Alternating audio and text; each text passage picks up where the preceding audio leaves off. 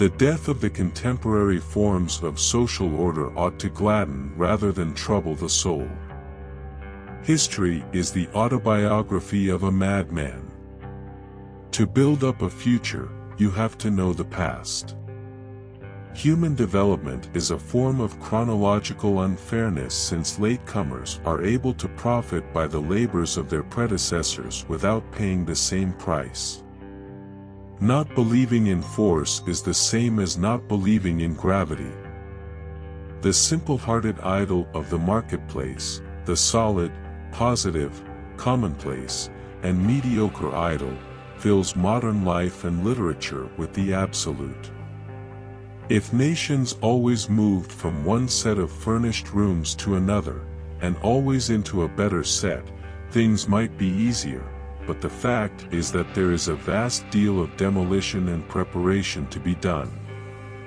It is possible to love humanity without sniveling over it and, above all, without living under the illusion that one has done something for it by writing a book or building a hospital. There is nothing in the world more stubborn than a corpse. You can hit it, you can knock it to pieces, but you cannot convince it. Slavery has always been the most flagrant violation of any society's fundamental values. We are not the sum of our possessions. The worse the times, the better the opportunity for analyzing their nature. Liberty, equality, bad principles. The only true principle for humanity is justice, and justice to the feeble is protection and kindness.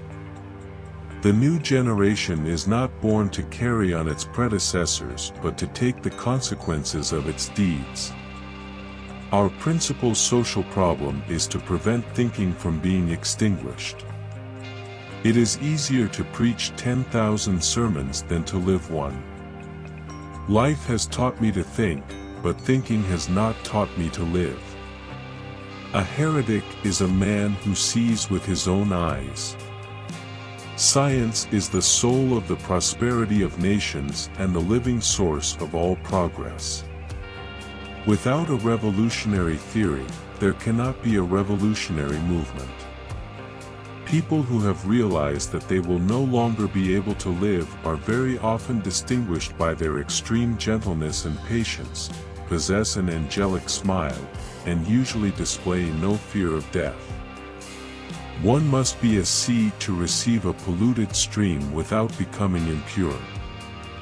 By annihilating the desires and passions, we annihilate the mind. Every man without passions has within him no principle of action, nor motive to act. We are not to expect to be translated from despotism to liberty in a featherbed.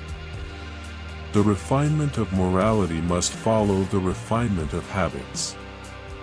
He who is not prepared for death shall be the most enslaved of all. The passion for destruction is also a creative passion.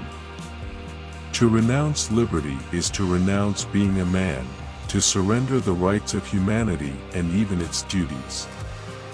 I am truly free only when all human beings, men and women, are equally free.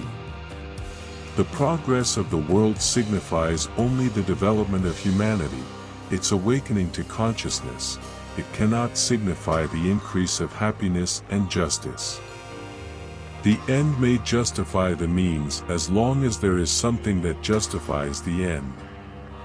It is easier to lead men to combat, stirring up their passion, than to restrain them and direct them toward the patient labors of peace. The idea of liberty is and has always been peculiar to the West. Man is not born to solve the problems of the universe, but to find out what he has to do within the limits of his comprehension. You can resolve to live your life with integrity. Let your credo be this: let the lie come into the world, let it even triumph. But not through me. Every emancipation is a restoration of the human world and of human relationships to a man himself. True life is lived when tiny changes occur. Overcome space, and all we have left is here. Overcome time, and all we have left is now. Where there is no property, there is no injustice. When truth is replaced by silence, the silence is a lie. It is the same in love as in war, a fortress that parleys is half taken. Society has arisen out of the works of peace. The essence of society is peacemaking.